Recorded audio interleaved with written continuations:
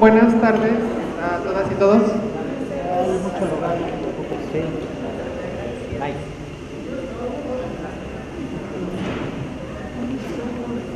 Tenemos el gusto de estar nuevamente. Me presento, soy Marcela Ramírez, vicerrectora académica de la Universidad del Claustro de Sor Juana.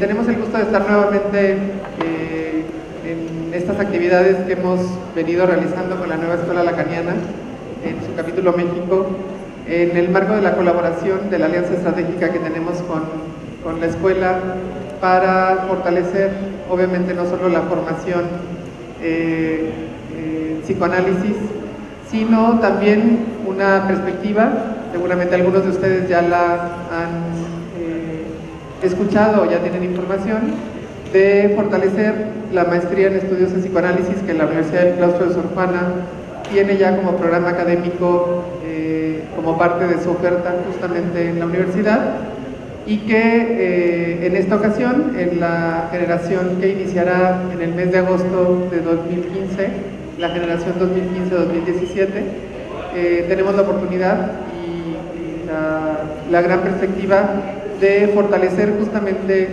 nuestro programa académico y su desarrollo, además, en el día a día de la formación, con esta alianza que tenemos con la nueva Escuela Lacaniana. Justo en este marco que tenemos la oportunidad ahora de estar en una nueva conferencia. Hace menos de un mes, creo, estuvimos con la doctora Graciela Brodsky por acá en este espacio, donde iniciamos justamente la promoción de la maestría en estudios de psicoanálisis. Nos da mucho gusto ahora, no lo voy a presentar porque lo va a hacer Carolina, pero tenemos el gusto de tener por acá al doctor Gerardo Arenas, que va a hablar sobre el deseo, y Carolina lo va a presentar. Carolina es miembro de la nueva Escuela Lacaniana, con quien hemos estado trabajando muy de cerca con el equipo de Viviana, Marcela, Ana, para justamente fortalecer esta alianza y en esta perspectiva fortalecer el programa de maestría en estudios de psicoanálisis de la Universidad del Claustro de Sor Juana. Así que los esperamos, va a haber un par de sesiones informativas próximamente, por ahí en los folletos que les están entregando viene la información. La próxima es el 11 de abril, la siguiente el 16 de mayo.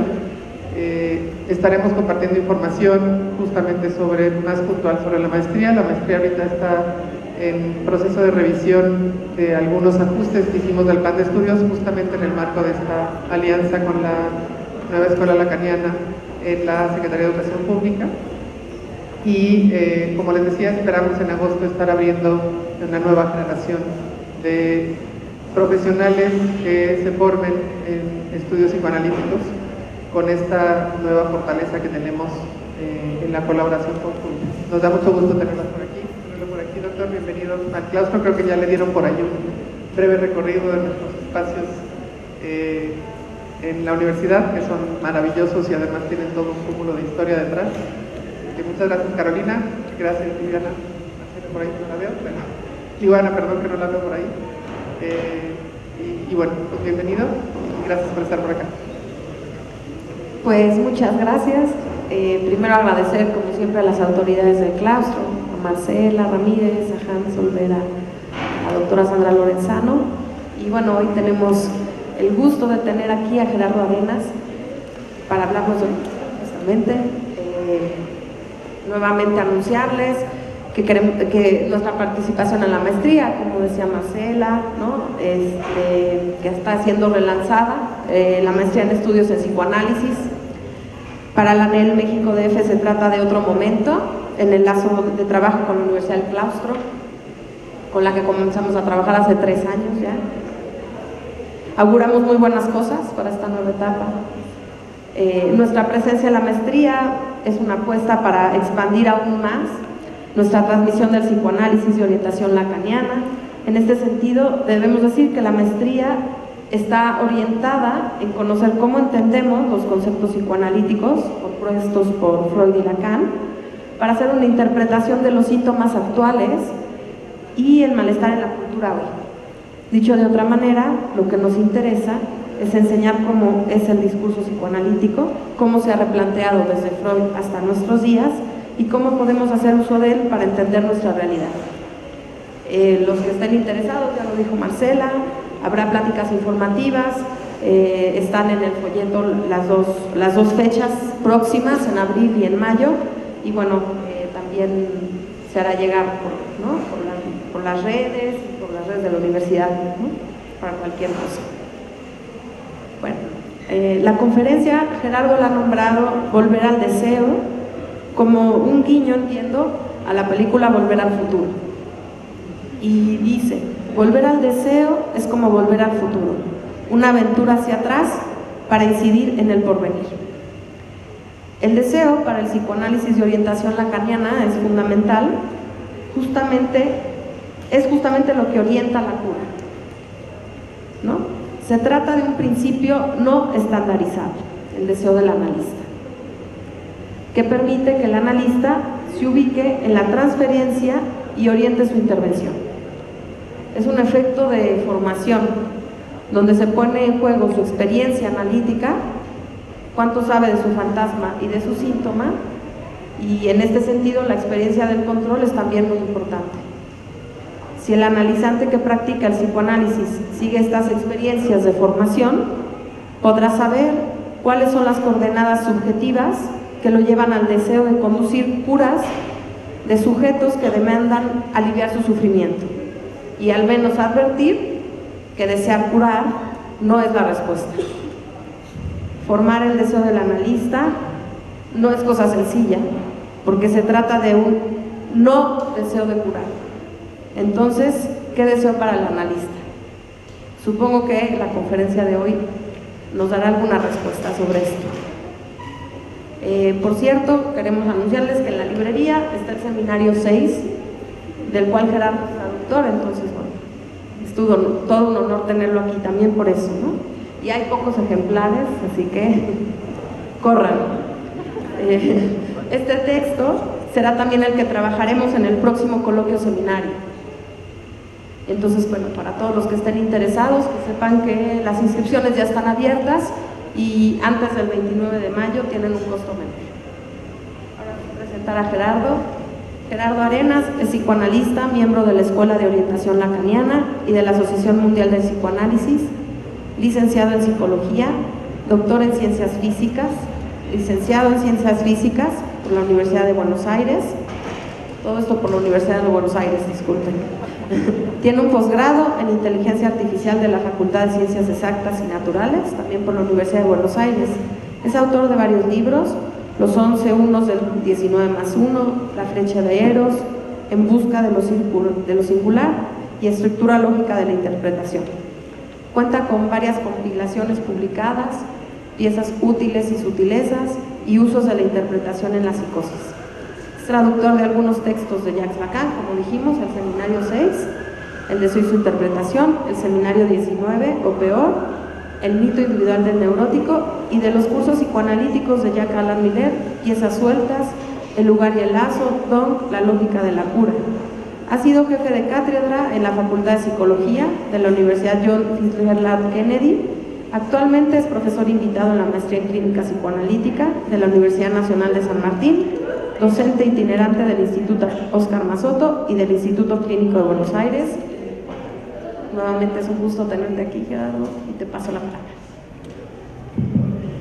No, prefiero parado, como la costumbre. Bueno, buenas tardes, gracias por estar aquí.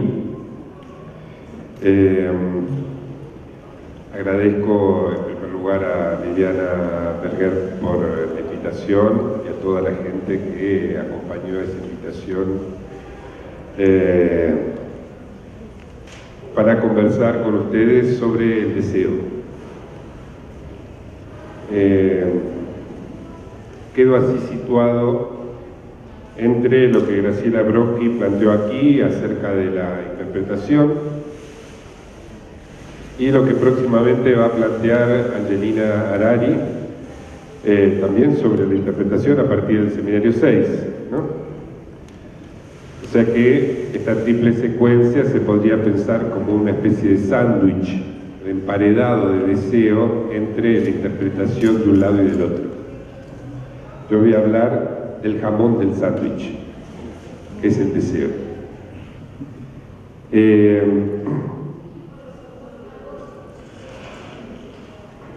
Ustedes saben que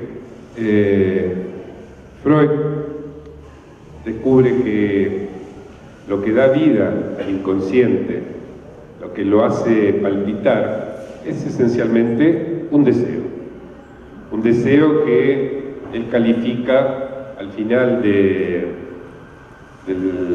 libro sobre la interpretación de los sueños como un deseo indestructible, y un deseo que a esa altura de su obra constituye el núcleo de nuestro propio ser, es decir, aquello que nos hace únicos.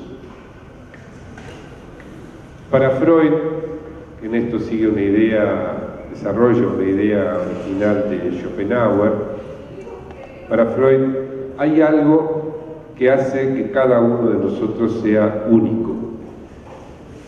Y no es algo que se define a partir de nuestra individualidad, es decir, de algún carácter que no sea propio, ¿sí?, sino que tiene que ver con el estilo de los lazos con los otros. ¿Sí? El modo en que nos relacionamos con los otros es lo que nos hace únicos. Eso es algo que se ve muy bien en la experiencia del duelo. Cuando se pierde a un ser querido, se pierde a alguien cuyo lazo con nosotros era insustituible, irreemplazable. Entonces, Freud, les decía, descubre que el núcleo de nuestro ser, ese núcleo inconsciente de nuestro ser, es un deseo indestructible.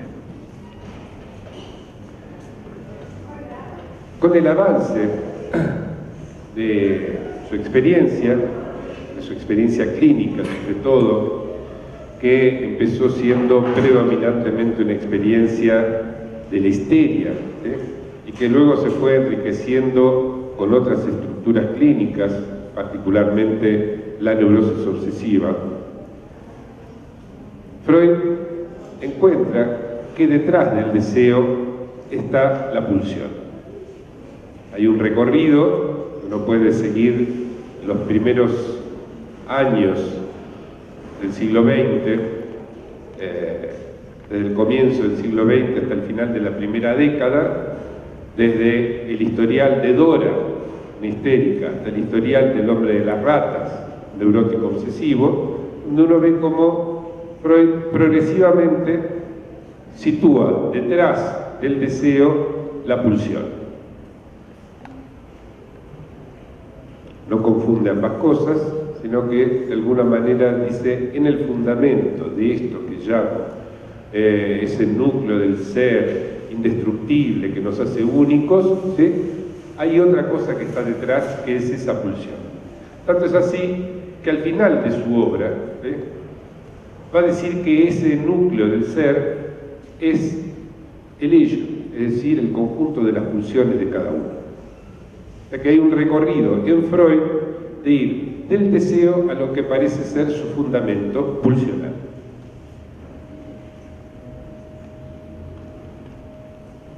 Los post-freudianos, contemporáneos de Freud y posteriores, hicieron un movimiento que quizás podríamos graficar como un movimiento inverso. En lugar de ir hacia lo que estaba detrás o antes o en el fundamento del deseo, se dirigieron hacia lo que el deseo tiene delante, ¿sí?, el objeto del deseo. ¿Sí? Se preocuparon por ver el objeto del deseo, ese objeto libidinal, qué características tenía, en fin, hubo desarrollos importantísimos al respecto, pero se deslizaron del deseo hacia adelante. Grafico esto a grandes rasgos como para que vean un movimiento que llevó décadas, ¿sí?, del deseo, fuente originaria, hacia atrás en el recorrido freudiano, encontramos la pulsión. Del deseo hacia adelante encontramos el objeto, y este ha sido el desarrollo fundamental del psicoanálisis de los post-freudianos.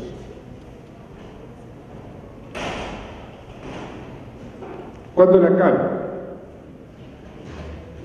comienza a dictar su sexto seminario público, seminario que lleva el título El deseo y su interpretación, esta especie de mamotreto, ¿se dice mamotreto aquí también?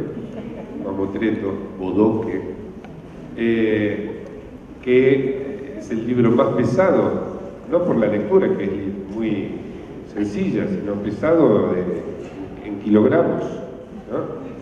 Es el libro que tiene mayor cantidad de palabras. Si usan un contador de palabras, es el más extenso.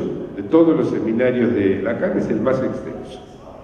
Cuando Lacan inaugura este seminario, en la primera clase, creo que es la página 13, ahora no anoté la página, dice: quiero señalarles, esto lo leo textual, quiero señalarles la importancia que se adjudica al solo hecho de reintroducir el término deseo, cuya ocultación es manifiesta en toda la manipulación actual de la experiencia analítica. Bueno, reintroducir el término deseo quiere decir que el término deseo había salido del campo. Era necesario reintroducirlo. Tenía todo su valor reintroducir el término deseo a la altura de este seminario, ¿sí? Fines de los años 50.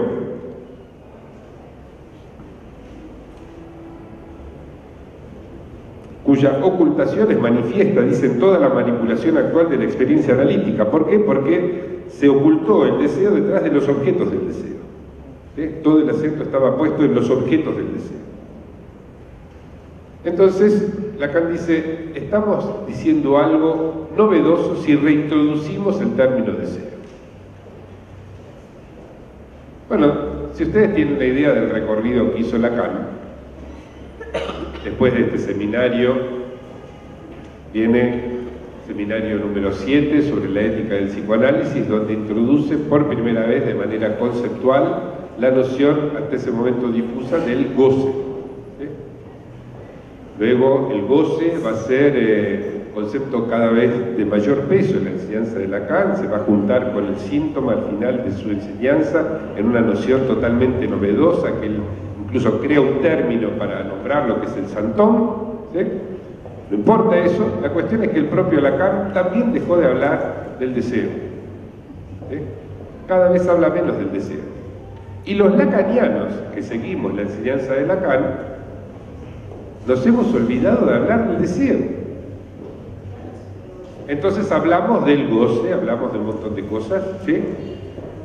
Pero leer hoy en día, ¿sí?, el seminario 6, ¿sí?, leer esto que dice Lacan, la importancia del solo hecho de reintroducir el término deseo, ¿sí?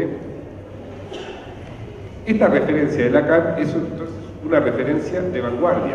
Nos interpreta hoy Lacan, nos interpreta a los lacanianos.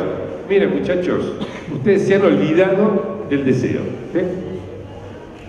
Y si uno lee desde esta perspectiva la producción ulterior de Lacan, puede ver, de hecho, con un grupo importante de personas el anteaño pasado en Buenos Aires estuvimos haciendo el año pasado, mejor dicho, estuvimos haciendo ese rastreo. Lacan en verdad nunca dejó de hablar del deseo. Fuimos más bien nosotros, los lacanianos, que nos quedamos con sus últimos desarrollos y dejamos de hablar del deseo. Del deseo Lacan siempre siguió hablando, ¿sí? Por supuesto, no es que volvía a repetir las mismas fórmulas de antes, hacía nuevos desarrollos, pero él no se olvidó del deseo, nosotros tal vez sí. Entonces, considero que la frase que dice Lacan casi al principio de este seminario, es una frase que nos interpela en la actualidad.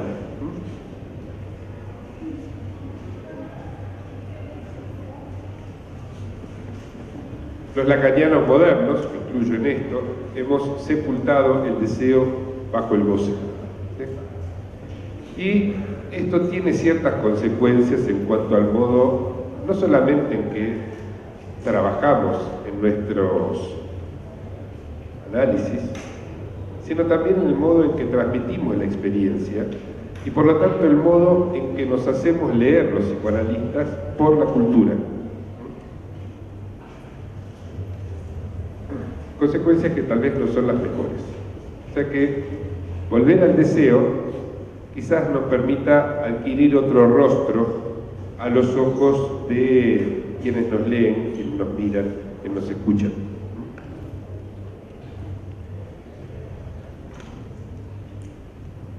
Nos llenamos la boca, en el peor sentido del término, los lacanianos, incluyo en esto. Nos llenamos la boca con el goce, con el síntoma, con el fantasma, con la repetición, es decir, con la cantilena de lo que no anda, de lo que anda mal, de lo que funciona para el lado de lo peor. Incluso ponemos el acento en todo aquello que es incurable, ¿sí? Los restos sintomáticos, en fin, ¿sí? Nos llenamos la boca con eso, ¿sí? Y nos olvidamos que hay un producto fundamental de la experiencia analítica que es un deseo liberado. De eso no hablamos, que es precisamente el motivo por el cual vale la pena gastar tanto dinero en hacer un análisis. Porque si fuera para seguir el recorrido de siempre, la repetición, lo incurable, mejor dediquémonos a hacer ikebana. ¿Para qué pagar tanto dinero, ¿sí? Para hacer una experiencia que nos confronte con aquello que no podremos cambiar? Está muy bien, es bueno saberlo, por supuesto, si no lo podemos cambiar, eso funciona como una herramienta para nuestra vida, ¿sí? Tal vez dejemos de hacer planes que sabemos que van a estar conducidos al fracaso, ¿sí? Porque sabemos de antemano que hay algo que no podremos cambiar, pero, momento, prefiero leer las enseñanzas de Don Juan, ¿sí? Que me lleve un camino un poco más interesante si tengo que hacer toda una experiencia de tantos años, tan costosa en tiempo, en dinero, en sufrimiento para llegar a lo que no se puede curar. Entonces, volver al deseo, ¿sí? Es volver a lo que el psicoanálisis tiene de experiencia vivificante, porque bastante mortificante es la neurosis en sí. Bien, este es el primer punto que quería destacar. En segundo lugar, es vivificante volver al deseo en una época como esta en la que vivimos, donde, como decía creo que Zizek, hasta los fantasmas se producen por millares, ¿sí? Es decir, tenemos fantasmas que no tienen nada de original, nada de singular. Tenemos fábricas de fantasmas, ¿sí? Como son, por ejemplo, las compañías cinematográficas, ¿sí? Que crean fantasmas para sociedades enteras. Es decir, que la alianza, podríamos decir, entre cierta forma del arte y cierto modo que tiene en la actualidad el capitalismo, hace que el modo en que es tratado el deseo habitualmente por el aparato psíquico, lo digo en términos freudianos, que es el fantasma, ahora lo voy a desarrollar, ese fantasma venga, digamos, premoldeado por la cultura. ¿Sí? Entonces, eso significa que ni siquiera tenemos una producción propia de fantasmas, ¿sí? Que mortifique nuestro deseo. Tenemos mortificaciones masivas, ¿sí? Masificadas del deseo.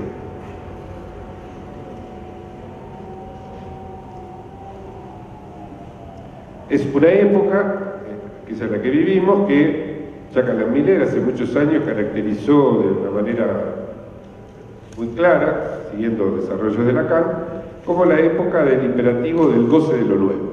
¿Sí? Es decir, que vivimos bajo el apremio incesante de tener que gozar siempre de algo nuevo, ¿sí? Lo cual es verdaderamente agotador. Es agotador y produce más bien un efecto de mortificación que de vivificación. No sé si acá se leen las novelitas de Aira, un escritor argentino que produce montones de libros, para mi gusto de dudosa calidad, pero que siempre tienen cosas interesantes, novedosas, en fin, a veces incisivas. Y hay un librito de él que se llama Yo era una chica moderna, que muestra esto, yo creo que de la mejor manera. ¿Sí? Es un libro, todos los libros de él son chiquitos, deben tener 100 páginas, se leen un rato. Vale la pena leerlo para ver el trabajo que implica ser una chica moderna. ¿Sí? Es decir, estar siempre con lo último de lo último, es agotador, y no da espacio para el deseo. Hay que estar siempre siguiendo el imperativo de la época, ¿no? Bueno, entonces, tenemos modos de gozar estereotipados, fantasmas que interpretan el deseo de manera estandarizada, masificada, ¿sí? El deseo como núcleo singular que nos hace únicos, ¿sí?, a cada uno de nosotros, es en este sentido revolucionario, ¿sí? Es algo que de alguna manera rompe con todos los moldes de la cultura. Es cierto que el propio Lacan hizo mucho como para favorecer que los lacanianos desvalorizaran el deseo. ¿Sí? Por ejemplo, hubo toda una época de la enseñanza de Lacan en la cual el deseo era imaginario, y lo imaginario siempre estaba un poquitito degradado respecto de lo simbólico, y ni qué decir de lo real. Lo real era como el santo grial de lo simbólico era como la Meca de los musulmanes, ¿sí? Y el deseo era perdón por la expresión, una caquita, ¿sí? Una cosa de nada, no valía la pena, porque era imaginario, ¿sí? Y todo lo que fuera imaginario, ¿sí?, era algo subordinado a lo simbólico y al gran real, ¿sí? Hoy en día, después del Congreso de París del año pasado, lo real ya no está tan bien parado, ¿sí? Lo imaginario no anda tan mal como antes. Vamos a dedicar en San Pablo un encuentro del psicoanálisis de la orientación lacaniana americano sobre las imágenes, ¿sí? Entonces ha cambiado un poco las fuerzas políticas entre los tres registros de Lacan. Volver al deseo es de alguna manera dar una inyección, ¿sí?, sobre un término que había sido bastardeado por haber sido situado como imaginario en algún momento, y decir, si es imaginario, no está tan mal, ¿sí? De hecho, lo singular puede ser una imagen para algunos, y si eso es lo que busca despejar un análisis, no está tan mal que algo sea imaginario, ¿sí? ¿Se entiende esto, no? Es volver a poner en pie de igualdad los tres registros y no decir uno es mejor que el otro o domina sobre aquel o lo que sea, ¿no? Tomarse la última enseñanza de Lacan, que tal vez ustedes han visto el nudo Borromeo, asociada a la imagen del nudo Borromeo, que es un nudo de 3 lazos, donde cada uno de ellos es exactamente igual a los otros, ¿sí? No hay uno que sea mejor y otro peor, uno que sea más fuerte y el otro más debilucho, ¿sí? Los tres están en pie de igualdad, simbólico, imaginario y real. Disculpen si me aceleré un poco la velocidad, pero son temas que tocan una cuerda sensible en mí. Bueno. Es justo y necesario. ¿Perdón? Es justo y necesario. Justo y necesario, efectivamente. Sí. Y es, en algún sentido, como les decía, revolucionario. ¿Sí? Revolucionario porque va en contra del modo en que la cultura nos lleva de las narices. Volver al deseo, ¿sí? Tiene este carácter revolucionario. De hecho, la revolución freudiana fue de la mano del deseo, ¿sí? Pues dar la palabra, ¿sí?, hacer que la histérica la tome, ¿sí?, y que en ese tomar la palabra lo que se despejara fuera una singularidad en términos de deseo, ¿sí? Bueno, una de las grandes enfermedades de nuestra época, que lo mencioné en relación a la novelita de Aira, es el hastío, el aburrimiento. Y el deseo precisamente es el arma privilegiada en contra del hastío.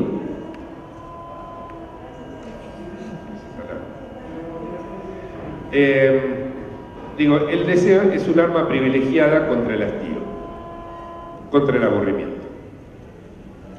Hay una novela publicada hace poco en Francia, que ya se tradujo al castellano, una novela escrita por Christine Angot, llamada Una semana de vacaciones.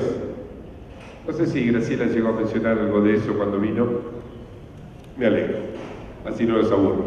El problema es aburrir.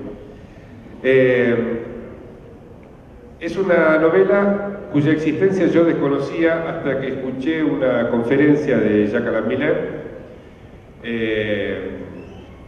donde hacía una referencia a esta novela, porque él había sido invitado por la escritora de la novela a dar esa conferencia. Entonces Christine Angot escribe esa novela, Una semana de vacaciones, que tiene un tinte autobiográfico, aunque ella dice que es pura ficción. También es una novelita corta, una novela esencialmente aburrida, ¿sí? Muy aburrida. ¿Hay alguien que la haya leído ya? ¿Sí? ¿No? Bueno, no va a ser, por lo que de mí depende, un éxito editorial, ¿sí? La estoy presentando como una novela muy aburrida. Sin embargo, vale la pena leerla, ¿sí? Vale la pena leerla por lo que les voy a decir a continuación. ¿De qué se trata Una semana de vacaciones? Ni siquiera dura una semana, creo que son 6 días, si no hice mal la cuenta, ¿sí? Es la relación cotidiana entre un padre y una hija, un padre que educa sexualmente a la hija, la educa en la práctica, ¿sí?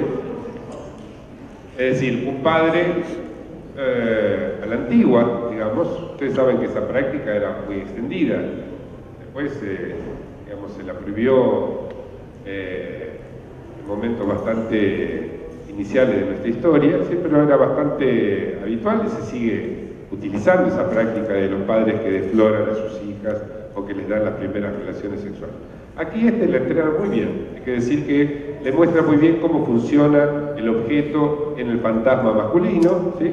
Le da todas las coordenadas de qué es lo que tiene que hacer, qué no hacer, en qué posición, un poco más, un poco menos, más para aquí, más para allá, ¿sí? Y en eso consiste esencialmente la novela, ¿sí? ¿Qué tiene esto de original? Lo que tiene de original es que en medio del aburrimiento, ¿sí? Uno ve que la chica, la adolescente, se ve más o menos quinceañera, ¿sí? La hija, que tampoco es seguro que sea la hija, pero parece que sea la hija, la hija, en un momento, ella misma se empieza a aburrir. O sea, no solamente nosotros, los lectores, nos aburrimos, sino que ella se aburre. Es decir, que en ese punto nos identificamos con la hija, ¿sí? Entonces aparece primero el aburrimiento, que como Lacan definió muy bien, el aburrimiento es el signo del deseo de otra cosa.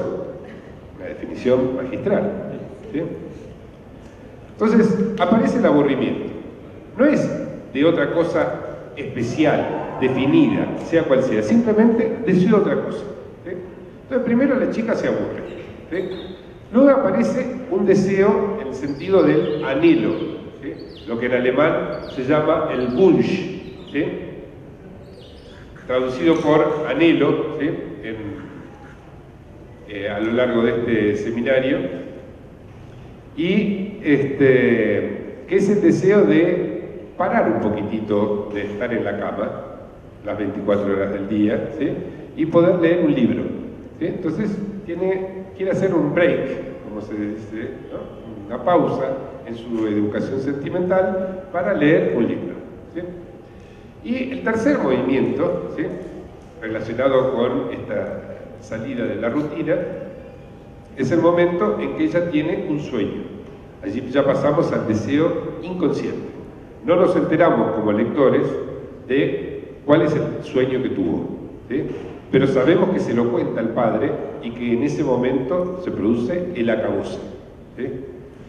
Cada vez que surge el deseo en esta chica, primero bajo la forma del aburrimiento, eso introduce una conmoción en la rutina de ese modo de gozar en la relación padre-hija.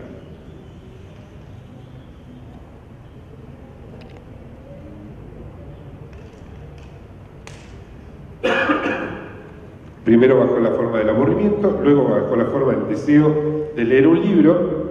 Esto ya, la crisis es un poco mayor. Y en tercer lugar, cuando le cuenta el sueño que tuvo, y esto hace que el padre directamente la eche. La manda a la casa de la madre, se ve que eran padres separados, la manda a la casa de la madre y ella se va con su bolsito sola y termina la novela. Bueno, ¿qué tiene de interesante para mí esta novela y por qué la traigo a colación cuando no es una referencia a Lacan, es muy posterior, es un libro escrito hace un par de años? Es el hecho de que nos muestra una relación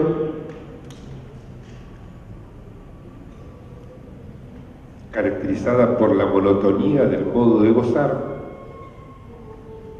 y nos muestra que lo único que tiene potencia suficiente como para conmover la rutina de un modo de gozar es el surgimiento del deseo.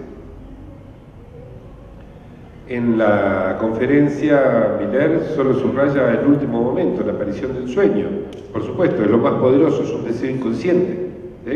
Freud mismo decía, eso es lo que tiene mayor poder. Pero también el aburrimiento, como simple deseo de otra cosa, o hasta el deseo como anhelo, ¿sí? Deseo de alguna cosa particular, eso funciona como ruptura respecto de una inercia del modo de gozar.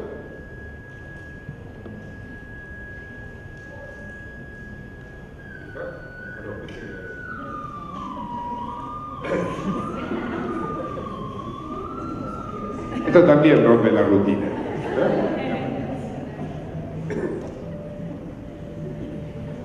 Entonces, ¿qué relación tiene esto con el psicoanálisis? Yo creo que es una relación de lo más estrecha. En primer lugar, porque cuando alguien va a analizarse, nunca va solo.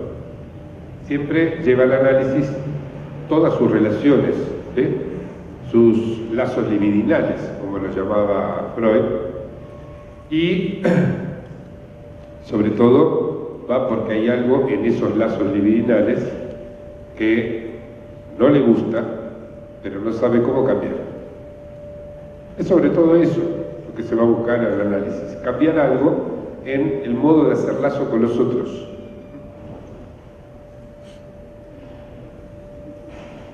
Y lo que descubrimos rápidamente, si somos un poquito astutos como analistas, lo que descubrimos rápidamente es que aquello que funciona como el lastre, que impide cambiar el modo de hacer lazo con el otro, es un modo de gozar. Es un goce que se repite a nuestras expensas, a expensas de nosotros como personas, a expensas del lazo que establecemos con ese partener privilegiado, a expensas de lo que sea, se produce siempre, digamos, un retorno al mismo modo de gozar, una repetición del modo de gozar. Y si el análisis busca cambiar algo, busca cambiar esencialmente eso. Ahora bien, ¿cómo hace para cambiarlo si no es por la emergencia, por el surgimiento de un deseo? En primer lugar, tiene que haber un deseo bajo la forma del deseo del propio analista. Y este deseo del analista, hay que leerlo en los dos sentidos del genitivo, objetivo y subjetivo. Por un lado, desear a un analista, ir a buscarlo, decirle, mire, ayúdeme, no sé cómo hacer con esto. Pero también es el deseo del propio analista, ese que Lacan conceptualizó largamente, es decir, ese deseo de cambiar algo, lo que Freud llamaba, el análisis no es una experiencia neutra, busca cambiar algo.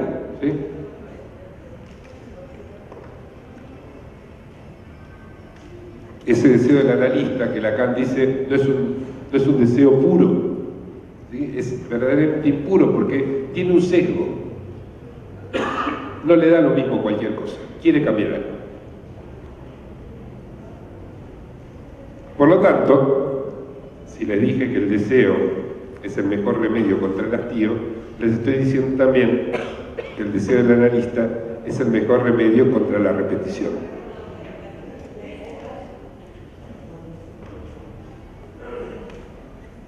Hay en cada uno de nosotros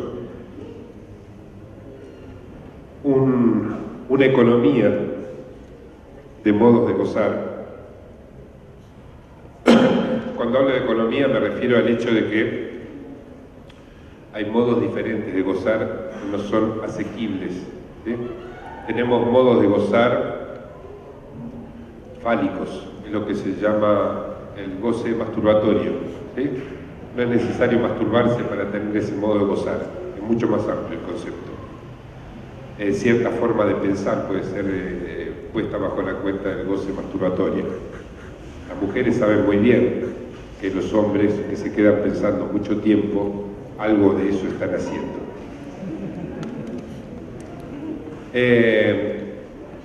Hay un modo de gozar del sentido, ¿sí?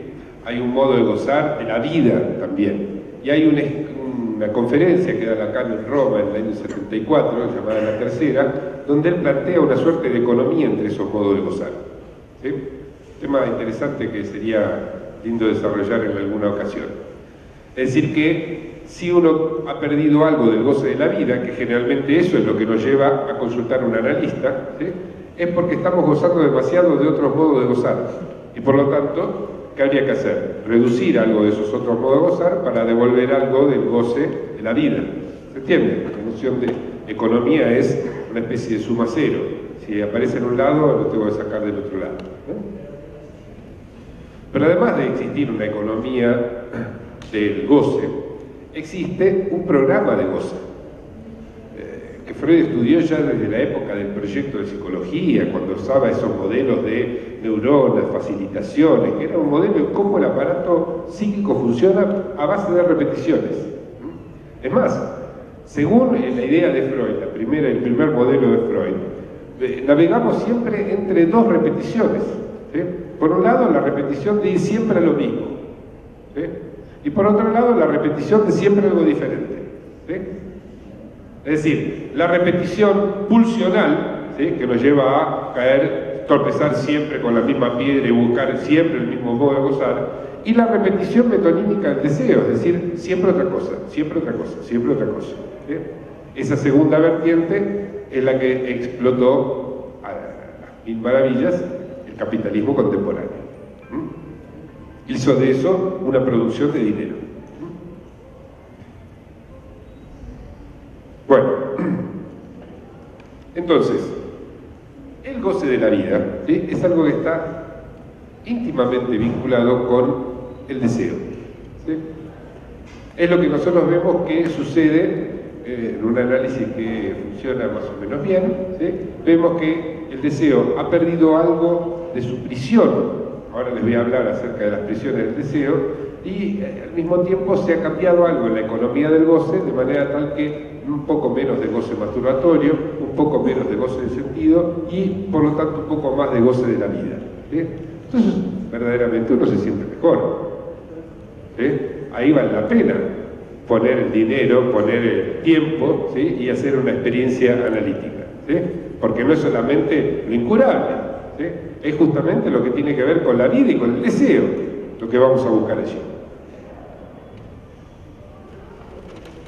Entonces, cuando estábamos intercambiando unos mails con Viviana para ver qué tema podíamos hablar y pensando títulos que pudieran resultar al mismo tiempo atractivos y sugerentes, ¿no? Surgió esta posibilidad de hablar de volver al futuro, ¿sí? Volver al deseo como volver al futuro, ese paralelismo. Bueno, verdaderamente la lectura de este seminario 6 nos lleva a volver al deseo, ¿sí? Pero sonaba como volver al futuro, ¿no? Entonces voy a ver un poco, a mostrarles un poco en qué sentido este volver al deseo tiene algo de volver al futuro.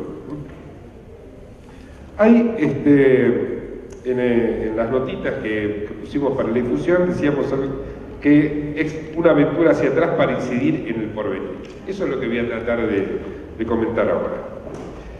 Después de que mandé todo y que se hizo la difusión y todo eso, pensé que otra película, a mí me encantan las películas, otra película interesante para nombrar lo que quería decir podía ser Los Cazafantasmas. Que encima tiene una música muy pegadiza, ¿no? Lindísima, Los Cazafantasmas. ¿Por qué? Porque el Seminario 6 lo que nos muestra esencialmente es que el deseo vive atrapado en un fantasma. ¿Sí? Y los analistas somos cazafantasmas. ¿Sí? Es decir, que tenemos que cazar esa prisión, ¿sí? Para liberar el deseo de esa prisión fantástica.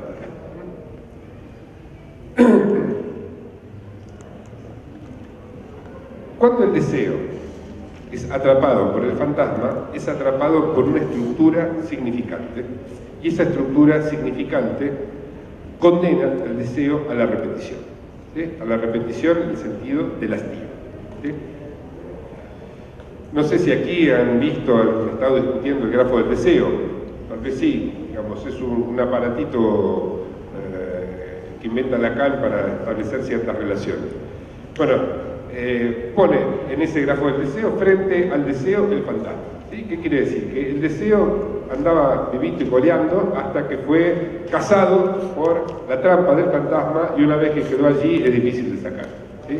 Generalmente retorna bajo la forma de síntomas que están un poquitito abajo en el grafo, y así uno podría hacer el recorrido de todo el seminario 5 y 6 alrededor de esta saga de los cazafantasmas, ¿no?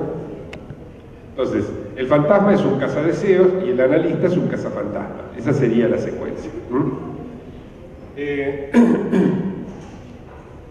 El fantasma nos presenta un deseo como cumplido, como realizado, ¿sí? Eso pasa no solamente con las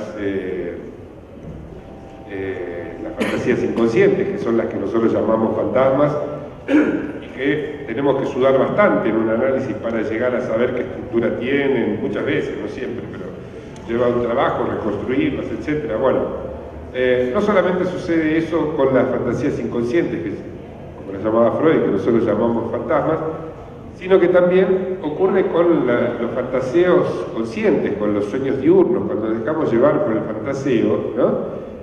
Allí aparece una escena ya como realizada o como realizándose, ¿sí? En presente, ¿sí? Algo que podemos imaginar cómo va a ser el encuentro con la chica de mis sueños, ¿sí? Mañana, ¿sí?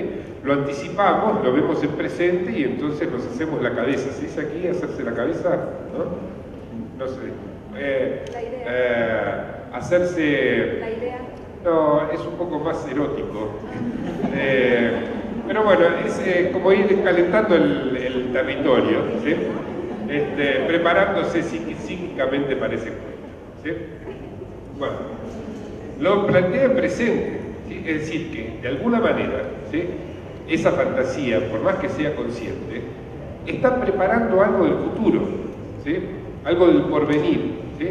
Y lo hace anticipadamente. ¿Sobre la base de qué?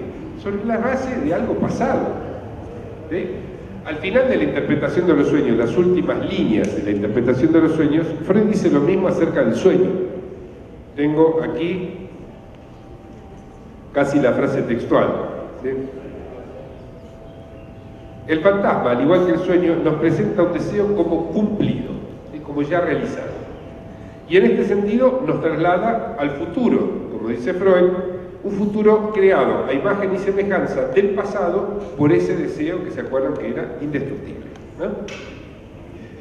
Entonces, ¿cuál es la meta fundamental que se plantea Lacan en este seminario? Fíjense que el título dice el deseo y su interpretación, ¿sí? Y sin embargo, la meta explícita de Lacan no es hablar del deseo ni de su interpretación, sino del fantasma, ¿sí?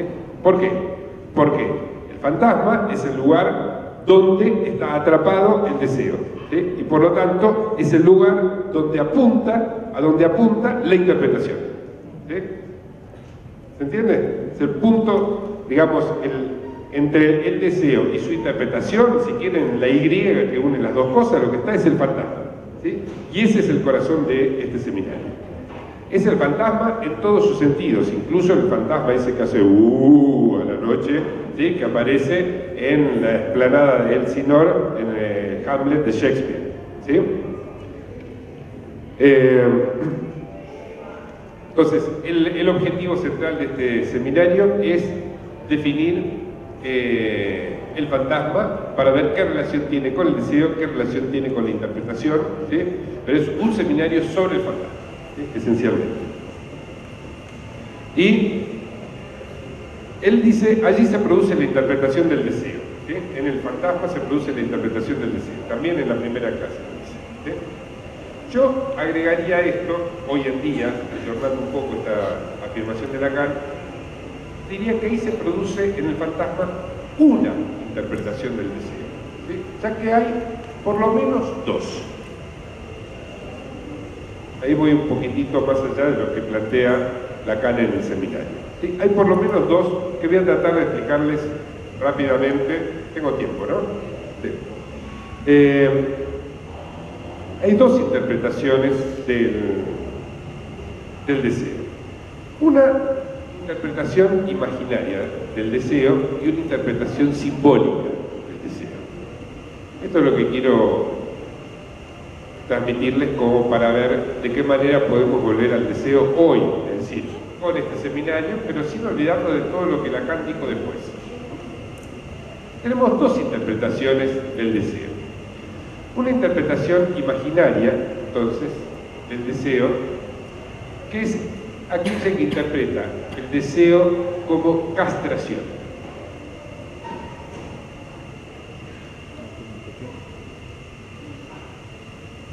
Es uno de los primeros descubrimientos de Freud, ¿sí? Los deseos toman la forma inicial de deseos incestuosos, ¿sí? Y la moneda de cambio del deseo incestuoso es la castración, ¿sí? Más que hoy estemos muy lejos de la idea de Freud de que si deseas a tu madre, entonces tu padre vendrá y te cortará el hacer pipí, como decía Juanito. Es una relación estructural, entonces, entre el deseo y la castración, un modo de interpretar el deseo como castración. Y un modo que, por supuesto, no se reduce ni a la neurosis infantil, ni tampoco a las fobias, ¿sí? Donde esto pasó al primer plano. Es algo que se observa en la vida cotidiana, por ejemplo, de los neuróticos obsesivos, ¿sí? Donde cualquier surgimiento del deseo automáticamente es interpretado en el inconsciente como castración, ¿sí? Y con todo lo que eso implica para las respuestas en el plano estrictamente sexual del neurótico obsesivo frente a su partener, ¿sí?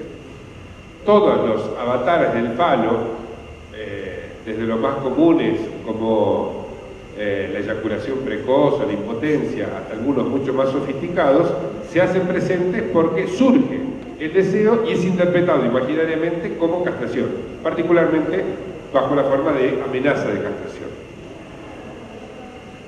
Pero existe, además, una interpretación simbólica del deseo,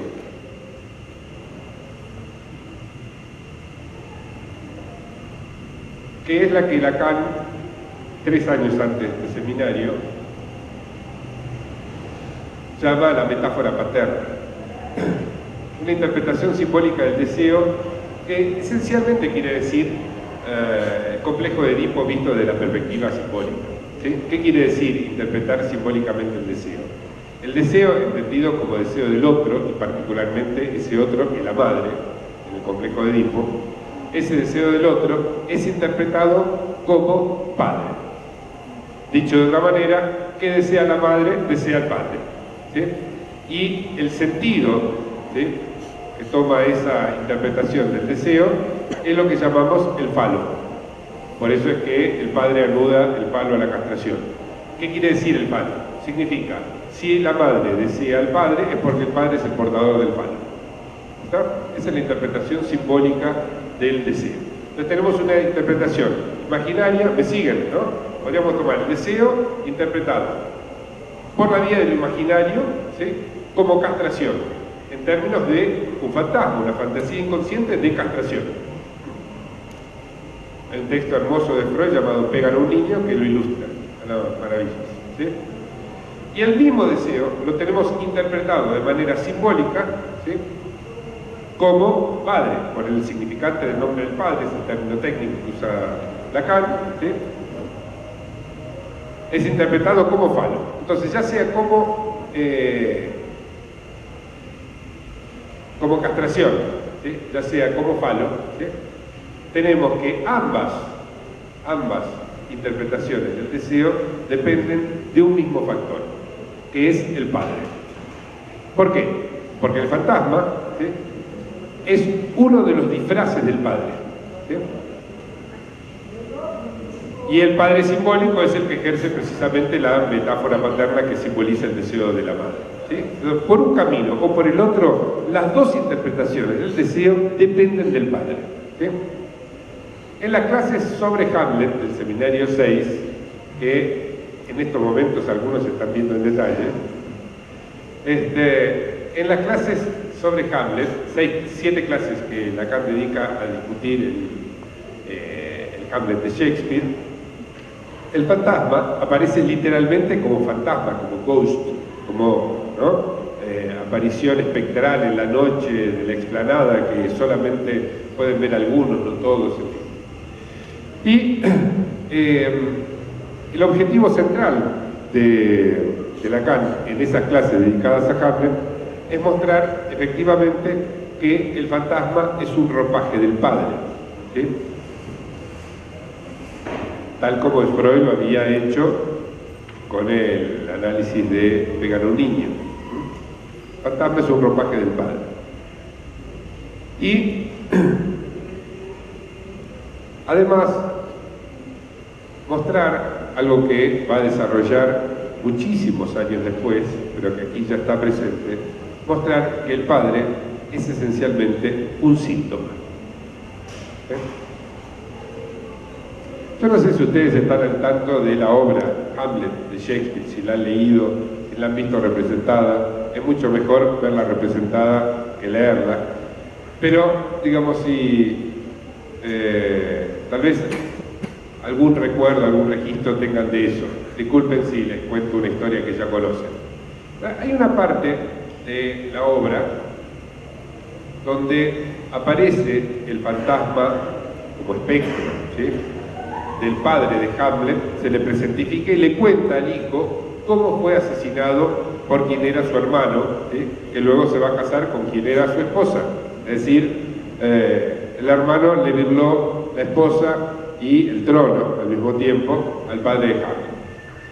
¿Cómo fue asesinado? Él estaba durmiendo una siestita en un jardín y le vertieron veneno por la oreja, ¿sí?, cosa que es, desde todo punto de vista, insostenible.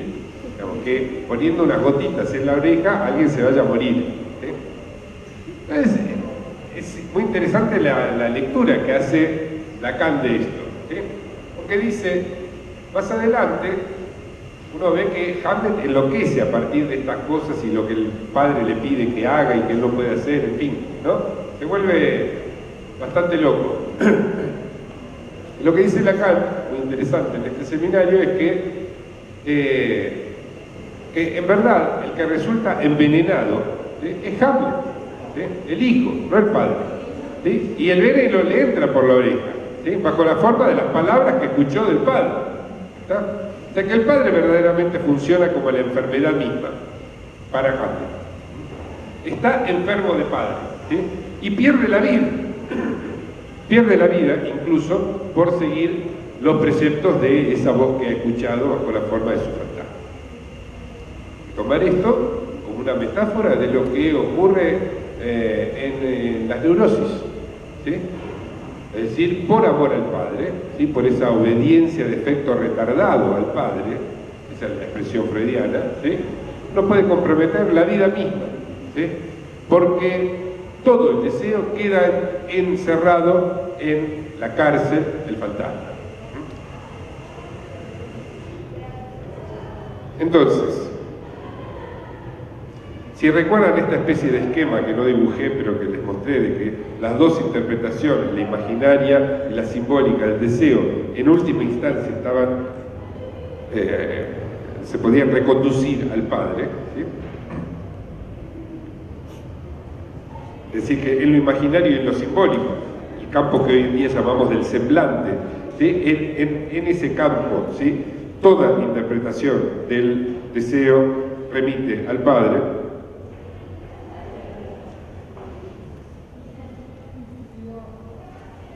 ¿Cómo liberar al Padre? ¿Sí? ¿Cómo liberar el deseo del Padre? ¿Sí? ¿Sí? Es esencialmente romper la matriz fantasmática y conocer cuál es la matriz del fantasma para poder romperla, ¿sí? Y que el deseo adquiera una forma original. No es fácil. No es fácil. Hay muchos análisis que llegan al punto de conocer la estructura del fantasma, ¿sí? Pero hay un punto en el cual todos descubrimos que en esa estructura fantasmática hay un goce que algunos no están dispuestos a sacrificar, ¿sí? Hay una última decisión, ¿sí? Podríamos decir, que tomar de sostener o renunciar a ese goce fantasmático. Es el momento más difícil tal vez del final de un análisis, ¿sí? El momento donde se produce esa decisión de mantener, es decir, sin este goce no puedo vivir, o dejar caer ese modo de gozar y, digamos, modificar esa economía del goce del que les hablaba antes.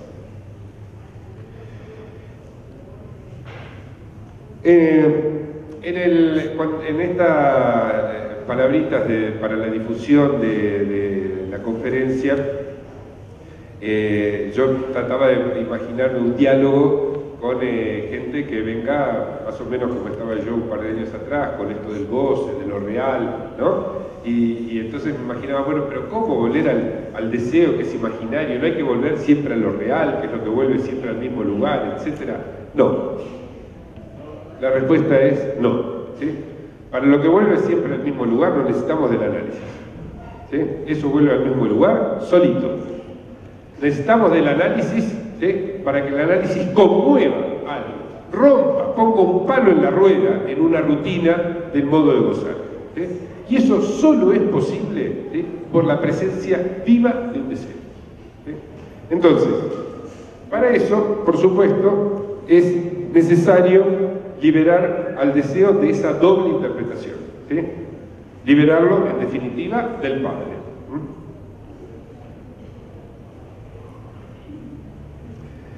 Si quieren una metáfora, una imagen más que una metáfora, ¿sí? La propuesta es volver al deseo porque el análisis nos permite atravesar, llamémosle así, el desierto del goce, ¿sí?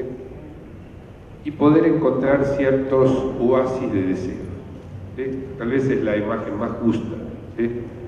El goce siempre se sale con la suya, ¿sí? Y es necesario, es lo que Lacan en algún momento nombraba al decir que la pulsión era acéfala, ¿sí?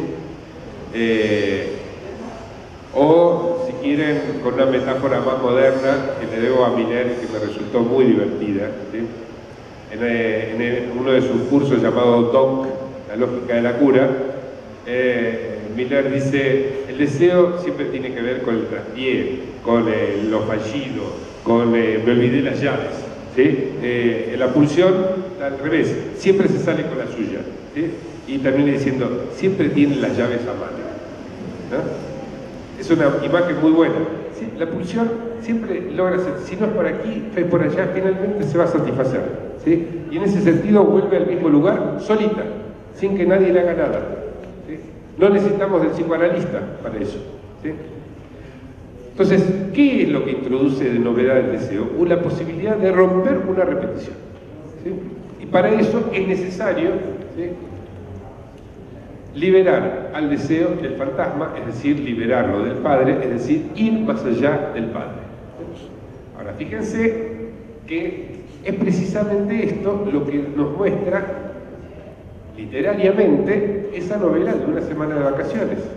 Esta chica finalmente va más allá del Padre, ¿sí? Estaba metida en el Padre, vivía en el seno del padre, ¿sí? No salía de la repetición que implicaba estar en el seno del padre,